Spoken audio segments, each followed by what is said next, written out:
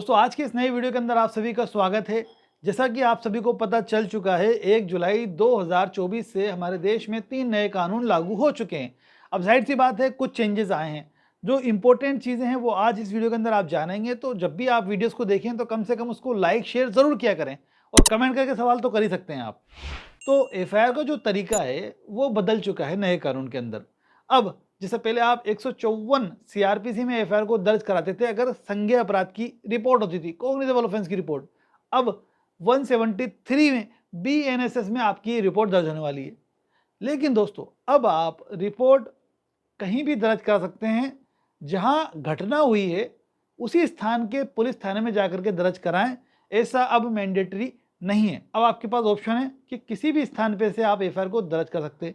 लेकिन मेरा सजेशन ये रहेगा कि जिस जगह घटना हुई है ना, उससे संबंधित जो थाना है ना, उसी थाने में जाकर के आप रिपोर्ट दर्ज कराएं। उसका कारण सिंपल सा है, क्योंकि अगर आप कहीं और अन्य स्थान पर रिपोर्ट दर्ज कराते हैं तो उस थाने में जो रिपोर्ट दर्ज होगी वो 0 एफआईआर के रूप में दर्ज होगी और वो उसी स्थान के जहाँ पे अपराध हुआ है संबंधित थाने में जाकर के पहुंचेगी और वही पुलिस इन्वेस्टिगेशन करेगी। तो इसमें क्या हो रहा है, डिले हो रहा है आपकी इन्वेस्टिगेशन के अंदर। तो प्रॉम्प्ट एक्शन चाहिए, जल्द से जल्द एक्शन कौन करेगा? जिस स्थान की क्षेत्र में घटना हुई है, जाहिर सी बात है वो करेगी। तो हमें सबसे पहला कदम ये करना चाहिए कि संबंधित थाने में ही रिपोर्ट को दर्ज कराना चाहिए। दूसरा कारण कि भाई नए कानून में ये कह दिया गया है कि आप इलेक्ट्रॉनिक माध्यम से भी अपनी रिपोर्ट को दर्ज कर सकते हैं, यानी आप टेलीफोन के माध्यम से, ईमेल के जरिए भी अपनी रिपोर्ट को दर्ज कर सकते हैं। ये एक अच्छा सॉल्यूशन है आप लोगों के लिए जिनको दिक्कत होती है एफआईआर दर्ज कराने में। लेकिन मैं ये कहूँगा कि आपको अगर प्रॉम्प्ट एक्शन चाहिए, क्योंकि देखो आप अगर इलेक्ट्रॉनिक माध्यम से रिपोर्ट दर्ज कराते हैं तो 3 दिन का वहाँ पे रीज़न लिखा हुआ है कि आप 3 दिन के अंदर आप हस्ताक्षर कर दें तो रिपोर्ट दर्ज हो जाएगी एंड टू एंड और आपको कॉपी मिल जाएगी उसकी निःशुल्क। लेकिन दोस्तों ये 3 दिन क्यों डिले करना? अगर आपकी कोई इंजरी है और आप टेलीफोन के ज़रिए या ईमेल के ज़रिए या अन्य किसी और माध्यम से रिपोर्ट दर्ज करा रहे हैं तो जाहिर सी बात है आपका प्रॉम्प्ट मेडिकल नहीं हो सकता। तो इंजरी रिपोर्ट जो बनेगी वो तुरंत बने तो ज़्यादा बेहतर है, इफेक्टिव रहेगी। और भी चीज़ें जो इंपॉर्टेंट है वो तुरंत, जैसे मान लीजिए लड़की के साथ घटना हुई है तो 164 के बयान तुरंत हो जाएं। आप इलेक्ट्रॉनिक्स माध्यम से जाएंगे तो डिले हो जाएगा, तो उसमें नुकसान किसको है? आपको नुकसान है। तो उसके लिए भी क्या बेस्ट है कि भाई फिजिकल जा करके आप रिपोर्ट दर्ज कराएं थाने पर उपस्थित होकर के। तीसरा तरीका कि एक तो ये बात आ गई कि अगर मान लीजिए आप रिपोर्ट थाने पर दर्ज कराने जा रहे हैं तो आपको निःशुल्क मिलेगी कॉपी, लेकिन अगर रिपोर्ट महिला दर्ज कराने जा रही है तो तुरंत एफआईआर भी दर्ज होगी, ये भी जान लीजिए। चौथा तरीका ये है कि लॉ में ये मेंशन कर दिया गया है कि अगर कोई ऐसी घटना की रिपोर्ट आप दे रहे हो थाने पे जाकर के जिसमें जो अपराध है उसमें सज़ा 3 से 7 साल तक की है, तो ये दिक्कत देने वाला लॉ मुझे लगता है जिसका मिसयूज़ हो सकता है। तो ऐसे मामले में पुलिस क्या करेगी कि अगर आपकी शिकायत ऐसी है 3 से 7 साल तक की सज़ा वाले अपराध की है तो वो कॉपी आपसे ले लेगी आपकी शिकायत तो।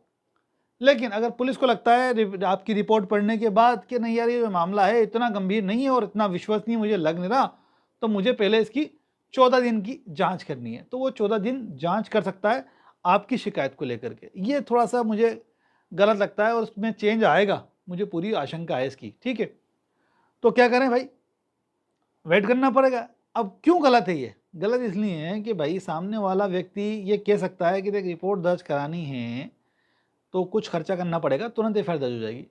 तो ये जो रिश्वतखोरी है वो बढ़ सकती है, ऐसा मुझे लगता है। आप लोगों को क्या लगता है कमेंट करके मुझे ज़रूर बताओ। मान लीजिए आपके साथ कोई घटना घटित हुई है और उसमें 3 से 7 साल तक की सज़ा का मामला है, तो लो ये कह रहा है कि अगर प्राइमा फेसिया ही मामला बनता है तो एफआईआर दर्ज कर लो, लेकिन मामले की गंभीरता को देखते हुए, नेचर ऑफ क्राइम देखते हुए पुलिस वाला ये कह सकता है कि साहब मैं अभी 14 दिन जाँच करूँगा। अब उसका रीज़न कुछ भी हो सकता है, वो पैसे के लिए कर रहा हो, दूसरी पार्टी को सपोर्ट करने के लिए कर रहा हो, तो ये गलत हो गया ना लो, तो इसका मिसयूज हो सकता है। 173 का सबसेक्शन 3 है ये लो। तो आप क्या कहते हो कमेंट में मुझे राय जरूर देना इसके बारे में। अब इसके अलावा ये है कि मान लीजिए आप थाने पे रिपोर्ट दर्ज कराने में चले गए या किसी भी माध्यम से आप रिपोर्ट दर्ज करा रहे हैं, लेकिन जो ऑफिसर है उसने आपकी रिपोर्ट को दर्ज नहीं किया, इनकार कर दिया, तो इस लॉ के अंदर नीचे बढ़ा देना चाहिए था कि अगर वो ऐसा करता है तो 199 और 198 बीएनएस का अपराध करता है। लेकिन ऐसा नहीं बढ़ाया, नेता लोगों ने लॉ बनाया है तो जाहिर सी बात है फेवर कर रहा है पुलिस को, जबकि सुप्रीम कोर्ट ने बोला है ललिता कुमारी वर्सेस स्टेट ऑफ यूपी के अंदर साबिर मोहब्बत के जजमेंट के अंदर कि अगर कोई जो ऑन ड्यूटी पुलिस ऑफिसर है उसके पास कोई कॉग्निजेबल ऑफेंस की रिपोर्ट आती है तो वो बाउंड है रिपोर्ट दर्ज करने के लिए, अदरवाइज उसके खिलाफ पुराने कानून में 166 और 166 ए के तहत कार्रवाई हो जाएगी। तो ये जो कानून इन्होंने बनाया है इसमें वो चीज़ ऐड कर सकते थे, नए कानून में वो 198 और 199 हो गई है। लिखना चाहिए था तो थोड़ा सा प्रेशर बनता पुलिस पे, वो प्रेशर भी इन्होंने नहीं बनाया, तो यानी अब इजीली वो इनकार कर सकती है, नहीं 14 दिन जांच करूंगा मैं तो ये बहुत गलत तरीका है। इसके अलावा एफआईआर दर्ज करने से मना कर दिया, कितना मतलब ईजी हो जाएगा उनको एफआईआर दर्ज करने से इनकार करना कि मुझे तो नहीं, आज जो घटना है वो सही नहीं लगती, नहीं करा दर्ज। फिर क्या करें, अब उसी में लिख दिया इन्होंने नीचे नए कानून के अंदर 173 का सबसेक्शन 4 में कि अगर आपकी शिकायत नहीं दर्ज हो रही तो आप एसपी को डाक के जरिए संक्षिप्त बातें लिख करके भेज दीजिए। तो एसपी साहब क्या करेंगे, आदेश कर देंगे आपकी रिपोर्ट को दर्ज करने का। अगर आदेश कर सकते हैं रिपोर्ट दर्ज करने का, प्लस वो खुद भी इन्वेस्टिगेशन कर सकते हैं या किसी को डायरेक्शन दे सकते हैं। तो भाई इसमें फिजिकल भी जोड़ लेते, क्योंकि हम तो फिजिकली भी पेश कर सकते हैं और डाक के जरिए पेश कर सकते हैं, दोनों ऑप्शन है हमारे पास। लेकिन इस लॉ के अंदर तो सिर्फ इन्होंने लिख दिया कि डाक के जरिए भेजो, यानी फिजिकल को भी काट दिया इन्होंने। कि मतलब किस तरीके से लॉ बनाया है, सेंस थोड़ा सा गड़बड़ लगता है मुझे। आप दोनों ऑप्शन देंगे उसमें, फिजिकल या डाक के जरिए, जो मुझे सुटेबल होगा मैं वो कर लूंगा एसपी के पास जाकर के। नहीं, लेकिन उन्होंने ऐसा नहीं किया। फिर आगे लिखते हैं वो इसी कानून के अंदर, अगर एसपी के जरिए भी आपकी रिपोर्ट दर्ज नहीं होती तो अब आप मजिस्ट्रेट साहब के पास जाएं और वहां पे आप आवेदन कर दें। पहले 156(3) सीआरपीसी में करते थे, अब 175 का सबसेक्शन 3 में कर दें। तो जाहिर सी बात है कोर्ट के अंदर अगर आप मामले को दर्ज कराने जाते हैं तो 100% अगर आपका मामले में थोड़ी भी सच्चाई है तो डायरेक्ट कोर्ट संबंधित थाने को इन्वेस्टिगेशन के आदेश करेगा आपके इस मामले के अंदर, अगर आप 175(3) में कोर्ट में परिवाद पेश करते हैं तो, और आदेश कर दिया जांच का तो तुरंत एफआईआर दर्ज होती है, उसी के बाद जांच होती है। जाहिर सी बात है पहले जांच हो ही नहीं सकती। तो ये जो लॉ बनाया है कहीं ना कहीं इसमें काफ़ी कमियां हैं। आप लोग क्या कहते हैं, क्या इसका दुरुपयोग नहीं हो सकता क्या? चलो ये चीज़ ठीक है, पॉजिटिव है, कहीं भी एफआईआर दर्ज करा दो, लेकिन उसका इतना एडवांटेज मिलना नहीं है ना, देरी होती है, प्रॉम्प्ट एक्शन नहीं होता, संबंधित थाने में जाएगी रिपोर्ट, तो इतना एडवांटेज नहीं है।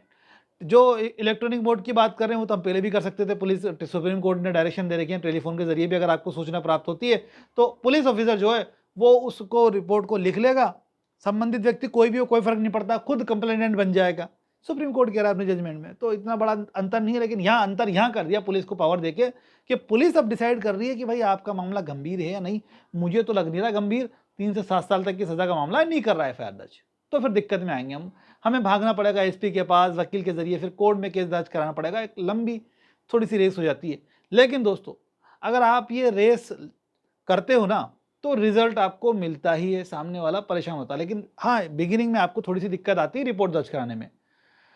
फिर भी कोई कंफ्यूजन है तो आप कमेंट करके सवाल कर सकते हैं। ऐसे ही नॉलेजेबल वीडियोस हमारे चैनल पे आते रहते हैं, इसलिए हमारे चैनल को सब्सक्राइब जरूर करें दोस्तों। Thanks for watching guys.